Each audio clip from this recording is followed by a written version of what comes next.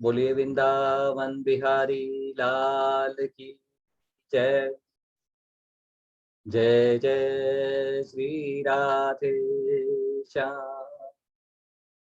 जय जय श्री राधे श्याम। बोलो स्वामी राम सुखदास जी महाराज की जय। 8वां अध्याय, चौथा श्लोक। हे देहधारियों में श्रेष्ठ अर्जुन, शर भाव अर्थात नाशवान पदार्थ अधिभूत है। पुरुष अर्थात हिरण्यगर्भ ब्रह्मा आदि देव है और इस देह में अंतर्यामी रूप से मैं ही अधियज्ञ हूँ। पृथ्वी, जल, तेज, वायु और आकाश, इन 5 महाभूतों से बनी प्रतिक्षण परिवर्तनशील और नाशवान सृष्टि को अधिभूत कहते हैं। ये जो हमें सृष्टि दिखाई देती है इसे अधिभूत कहते हैं।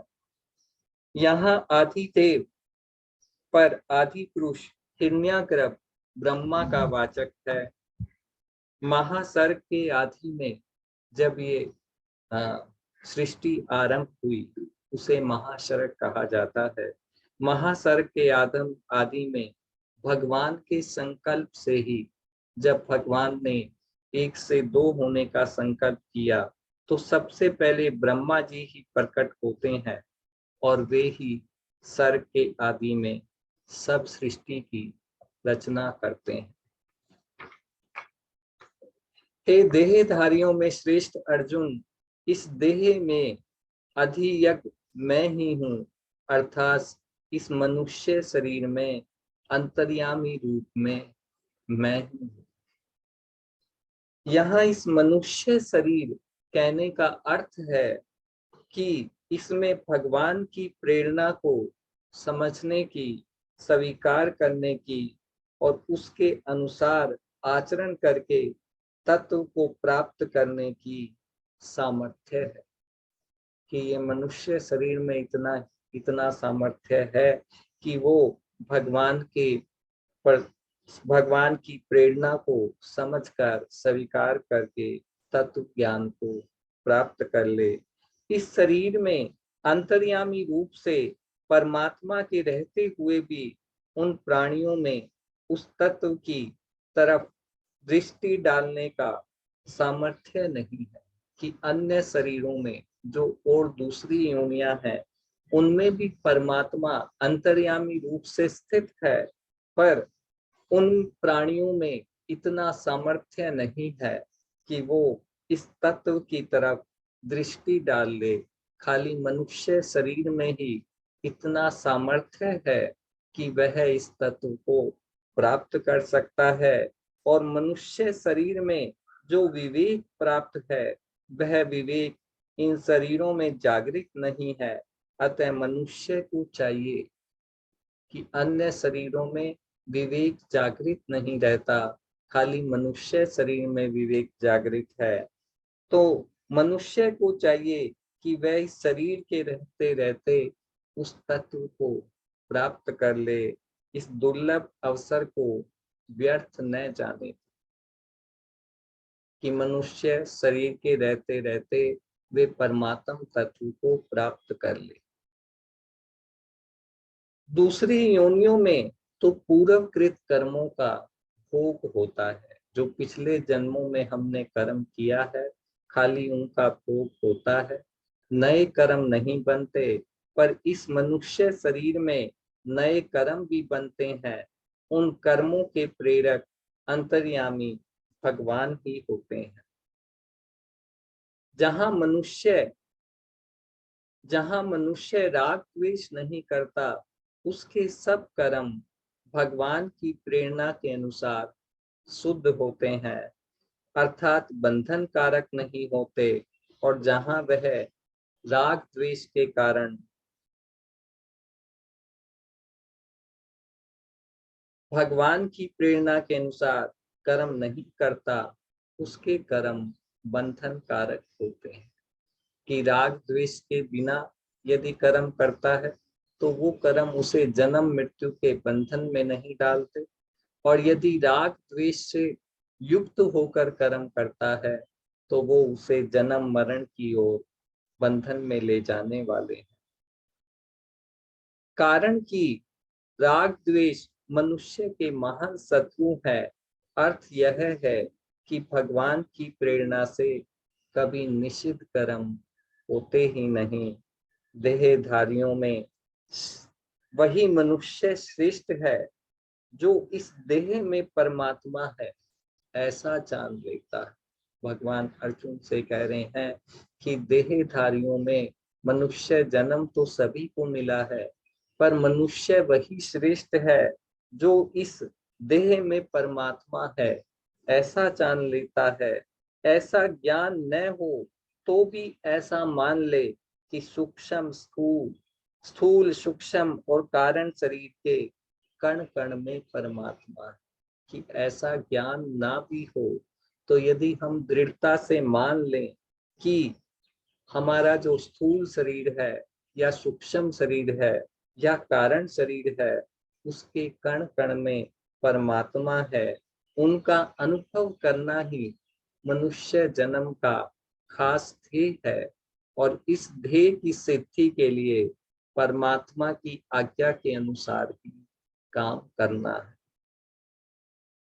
संसार में परमात्मा प्राप्ति के लिए अपने कल्याण की साधना करने वाले जितने भी साधक हैं, बहुत से साधक हैं जो परमात्मा की प्राप्ति करना चाहते हैं, तो जितने भी साधक हैं वे सभी संसार से छूटना चाहते हैं और परमात्मा को प्राप्त करना चाहते हैं। साधारण मनुष्य संसार को पकड़ना चाहता है और परमात्मा को छोड़ देता है, लेकिन साधक जो है वो संसार से छूटना चाहते हैं और परमात्मा को प्राप्त करना चाहते हैं। कारण कि संसार के साथ संबंध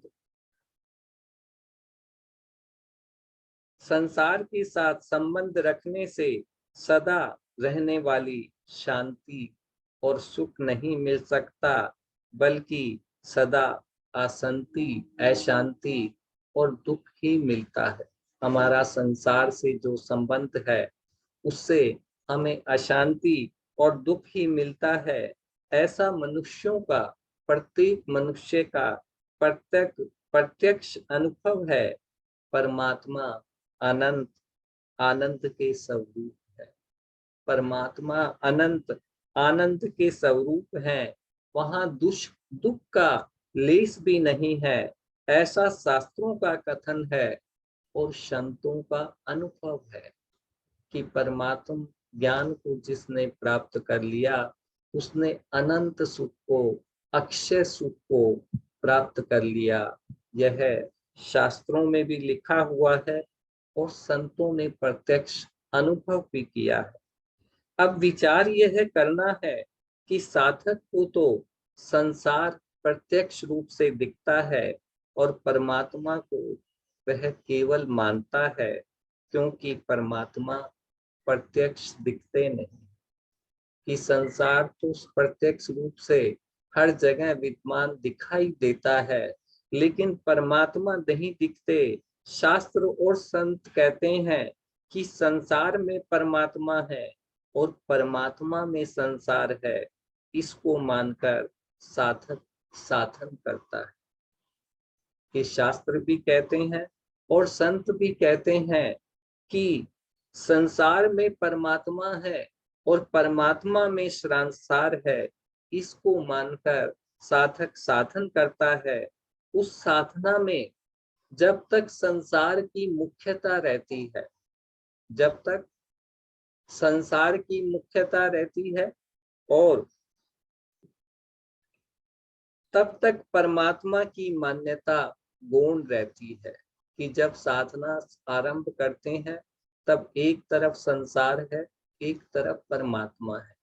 जब तक हमारे जीवन में संसार की मुख्यता रहती है तब तक परमात्मा गौण रहते हैं और साधन करते करते साधना करते करते ज्यों ज्यों परमात्मा की मान्यता मुख्य होती चली जाती है, त्यों त्यों संसार गौण हो जाता है, अर्थात संसार धीरे धीरे कम होने लगता है।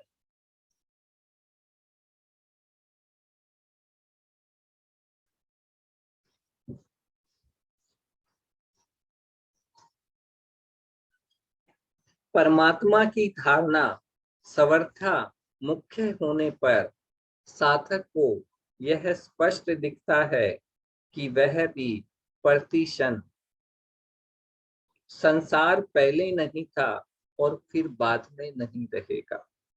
परमात्मा की धारणा जब मुख्य हो जाती है, तब उसे यह दिखाई देने लग जाता है कि संसार पहले नहीं था, बाद में नहीं रहेगा, और वर्तमान में जो रूप में दिखता है वह भी प्रतिक्षण अभाव में जा रहा है, समाप्त हो रहा है। जब संसार नहीं था तब भी परमात्मा थे, और जब संसार नहीं रहेगा तब भी परमात्मा रहेंगे, और वर्तमान में संसार के प्रतिक्षण अभाव में जाते हुए परमात्मा ज्यों के त्यों विद्यमान है। परमात्म तत्व में कोई फर्क नहीं पड़ता। संसार का सदा अभाव है और परमात्मा का सदा भाव है। संसार तो प्रतिक्षण समाप्त होता रहता है और परमात्मा सर्वत्र हर जगह परिपूर्ण है। इस तरह जब संसार की स्वतंत्र सत्ता का सर्वथा अभाव हो जाता है, तब सत्य रूप से सब कुछ परमात्मा ही है, ऐसा वास्तविक अनुभव हो जाता है। कि साधना करते करते जब साधना आरंभ करता है तब संसार भी है और परमात्मा भी है, लेकिन साधना करते करते जैसे जैसे परमात्म तत्व मुख्य रूप से नजर आने लगता है, वैसे वैसे संसार का अभाव हो जाता है और धीरे धीरे कि सब कुछ परमात्मा ही है, परमात्मा के सिवाय संसार की सत्ता ही नहीं है, यह स्पष्ट रूप से अनुभव होने लग जाता है। और जिसके ऐसा वास्तविक अनुभव जिसे हो जाता है वह साधक सिद्ध कहा जाता है, कारण कि संसार में परमात्मा है और परमात्मा में संसार है, ऐसी मान्यता संसार की सत्ता मानने से होती थी, और संसार की सत्ता साधक के राग के कारण ही दिखती थी। और तत्वतः तत्व की दृष्टि से देखा जाए तो सब कुछ परमात्मा ही है। परमात्म तत्व अत्यंत अलौकिक और विलक्षण है। उस तत्व का वर्णन कोई भी नहीं कर सकता। उस तत्व का वर्णन कोई भी नहीं कर सकता। उस तत्व को इंद्रियां, मन और बुद्धि नहीं पकड़ सकते, अर्थात वह तत्व इंद्रियां, मन और बुद्धि की परिधि में नहीं आता, उनके दायरे में नहीं आता। हाँ, इंद्रियां, मन और बुद्धि उसमें विलीन हो सकते हैं।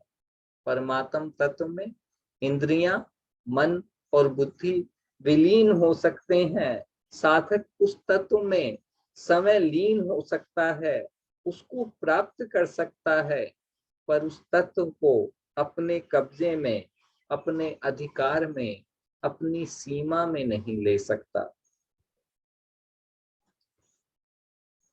5वां श्लोक। जो मनुष्य अंत काल में भी मेरा स्मरण करते हुए शरीर छोड़कर जाता है, वह मेरे स्वरूप को ही प्राप्त होता है, इसमें संदेह नहीं है। अंत काल में भी मेरा स्मरण करते हुए जो शरीर छोड़कर जाता है, भगवान कह रहे हैं कि अंत काल में जो मेरा स्मरण करते हुए शरीर छोड़कर जाता है, इसका अर्थ है कि उस इस मनुष्य को जीवन में साधन भजन भजन करने का, अपना उद्धार करने का अवसर दिया था, पर इसने कुछ किया ही नहीं। इसने कुछ किया ही नहीं। अब बेचारा यह मनुष्य अंत काल में दूसरा साधन करने में असमर्थ है। इसलिए बस मेरे को याद कर ले तो इसको मेरी प्राप्ति हो जाएगी। भगवान कहते हैं कि यदि यह अंत काल में भी जिसने पूरा जीवन कोई साधन भजन नहीं किया, अपने कल्याण का कोई प्रयास नहीं किया, यदि वह भी अंत काल में मेरे को याद कर ले, मेरा स्मरण कर ले, तो मेरी प्राप्ति हो जाएगी। सुनने, समझने और मानने में जो कुछ आता है वह सब मेरा समग्र रूप है। अतः जो उसको मेरा ही स्वरूप मानेगा, उसको अंत काल में भी मेरा ही चिंतन होगा। अर्थात उसने जब सब कुछ मेरा ही स्वरूप मान लिया, तो अंत काल में उसको जो कुछ भी याद आएगा वह मेरा ही स्वरूप होगा। इसलिए वह स्मरण मेरा ही होगा और मेरा स्मरण होने से मेरी ही प्राप्ति होगी। कि जिसने सारा जीवन, भगवान कहते हैं कि मेरा ध्यान किया है, मेरा भजन किया है, मेरी सेवा की है, वह अंत काल में भी जिसने सारा जीवन मेरा चिंतन किया, वह अंत काल में भी मेरा ही स्मरण करेगा। उसे संसार का चिंतन नहीं होगा। साधक ने मेरे को जिस किसी भिन्न अथवा अभिन्न भाव से, साधक ने जिस किसी अलग या एक भाव से, अर्थात सगुण निर्गुण या साकार निराकार, द्विभुज चतुर्भुज तथा नाम, लीला, धाम, रूप आदि से स्वीकार किया है, मेरी उपासना की है, अंत समय के स्मरण के अनुसार वह मेरे उसी भाव को प्राप्त होता है। कि जिसने सारा जीवन जिस प्रकार मेरी उपासना की है, चाहे वो 2 भुजाधारी हो, चाहे वो 4 भुजाधारी हो, चाहे साकार निराकार हो, चाहे सगुण निर्गुण साकार निराकार, कोई भी रूप में, जिस रूप में उसने मेरी पूजा की है, मेरी उपासना की है, अंत समय के स्मरण के अनुसार वह मेरे उसी भाव को प्राप्त होता है। जो भगवान की उपासना करते हैं, वे तो अंत समय में उपास्य का स्मरण होने से उसी उपास्य को, अर्थात भगवत भाव को प्राप्त होते हैं। जो सारा जीवन भगवान की पूजा करते हैं, तो वह जिस रूप की पूजा करते हैं, अंत समय में उसी रूप को प्राप्त होते हैं। परंतु जो उपासना नहीं करते, उनको भी अंत समय में भगवान की बड़ी कृपा है कि जिसने सारा जीवन कोई पूजा नहीं की, उपासना नहीं की, यदि उसको भी अंत समय में किसी कारणवश भगवान के किसी नाम, रूप, लीला, धाम आदि का स्मरण हो जाए, तो वे भी उन उपासकों की तरह उसी भगवत भाव को प्राप्त होते हैं, प्राप्त हो जाते हैं। यहाँ शंका होती है कि जिस व्यक्ति ने उम्र भर भजन स्मरण नहीं किया, कोई साधन नहीं किया, सर्वथा भगवान से विमुख रहा, उसको अंत काल में भगवान का स्मरण कैसे होगा, उसका कल्याण कैसे होगा। जिसने सारा जीवन संसार का ही चिंतन किया, उसे अंत काल में भगवान का स्मरण कैसे होगा। इसका समाधान है कि अंत समय में उस पर भगवान की कोई विशेष कृपा हो जाए, अथवा उसको किसी संत के दर्शन हो जाए, तो भगवान का स्मरण होकर उसका कल्याण हो जाता है। यदि किसी संत के दर्शन हो जाए तो भी भगवान का स्मरण होकर उसका कल्याण हो जाता है और उसके कल्याण के लिए कोई साधक उसको भगवान का नाम, लीला, चरित्र सुनाए, पद गाए, तो भगवान का स्मरण होने से उसका कल्याण हो जाता है। अगर मरणासन व्यक्ति की गीता में रुचि हो, यदि मरणासन व्यक्ति की गीता में रुचि हो, तो उसको गीता का 8वां अध्याय सुनाना चाहिए, क्योंकि इस अध्याय में जीव की सदगति का विशेषता से वर्णन आया है और इसको सुनने से उसको भगवान की स्मृति हो जाती है, भगवान की याद हो जाती है। अब इस श्लोक में तो भगवान ने कहा कि जो अंत काल में मेरा स्मरण करते हैं वे मेरे को ही प्राप्त होते हैं, पर जो मेरा स्मरण न करके अन्य किसी का स्मरण करते हैं वे किसको प्राप्त होते हैं। ये 8वां अध्याय के 6ठे श्लोक। हे कुंती पुत्र अर्जुन, मनुष्य अंत काल में जिस जिस भाव का स्मरण करते हुए शरीर छोड़ता है, वह उस अंत काल के भाव से सदा भावित होता हुआ उसको ही प्राप्त होता है, अर्थात उस योनि में ही चला जाता है। भगवान ने इस नियम में दया से भरी हुई एक विलक्षण बात बताई, एक विलक्षण बात बताई है कि अंतिम चिंतन के अनुसार मनुष्य को उस योनि की प्राप्ति होती है। अब जब यह नियम है तो मेरी स्मृति से मेरी प्राप्ति होगी। अगर यदि अंत काल में भगवान की स्मृति रहेगी, भगवान का चिंतन होगा, तो भगवान की प्राप्ति होगी। परम दयालु भगवान ने अपने लिए कोई विशेष नियम नहीं बताया, बल्कि सामान्य नियम में ही अपने को शामिल कर दिया है कि यदि अंत काल में जिस भाव की प्राप्ति होगी उसी के अनुसार उस योनि की प्राप्ति होगी, और यदि मेरा चिंतन होगा तो मेरी ही प्राप्ति होगी। अंत काल में जिस जिस भाव का चिंतन होता है, शरीर छोड़ने के बाद वह जीव जब तक दूसरा शरीर धारण नहीं कर लेता, तब तक वह उसी भाव से भावित रहता है, अर्थात अंत काल का चिंतन, स्मरण वैसा ही स्थायी बना रहता कि अंत काल में जिसका स्मरण होता है वह जब तक दूसरा जन्म नहीं मिलता तब तक वह स्थायी बना रहता है।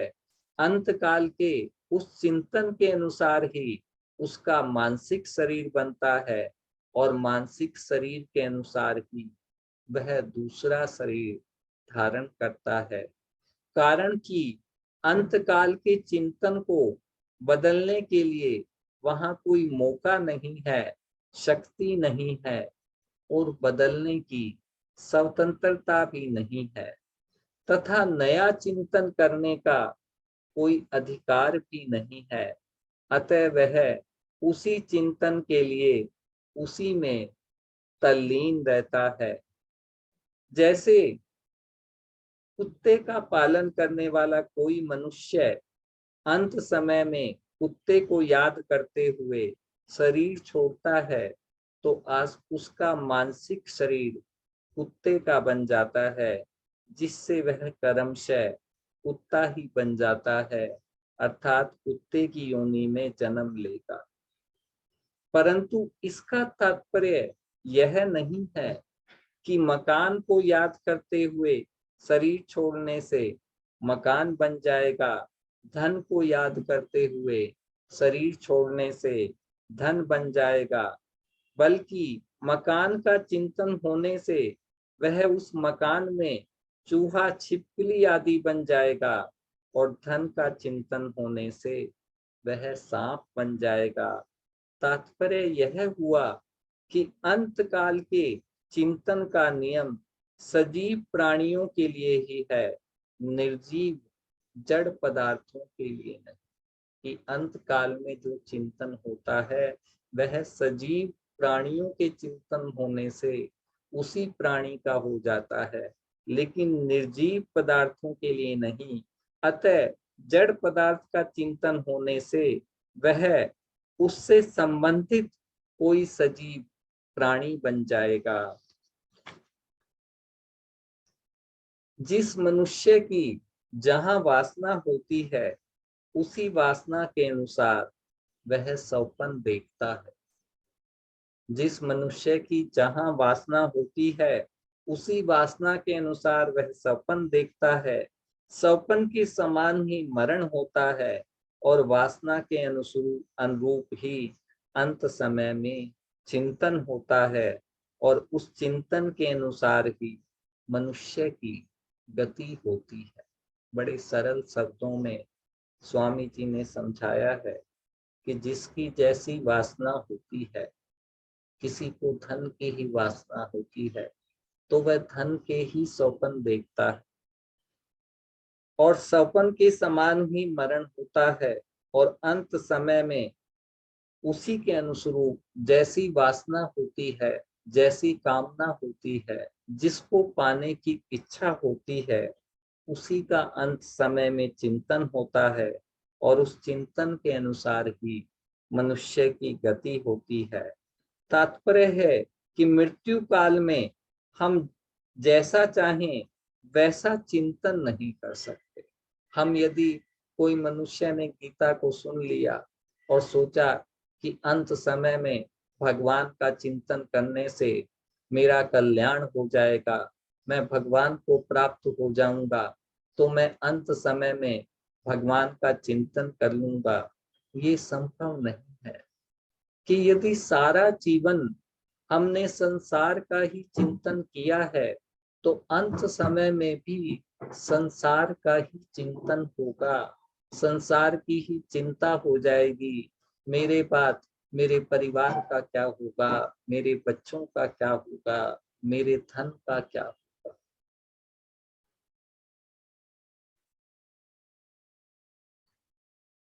मृत्यु काल में हम जैसा चाहें वैसा चिंतन नहीं कर सकते। जैसी वासना होगी वैसा ही चिंतन होगा, उसके अनुसार ही गति होगी। हम जिस वस्तु को हम सत्ता और महत्ता देते हैं,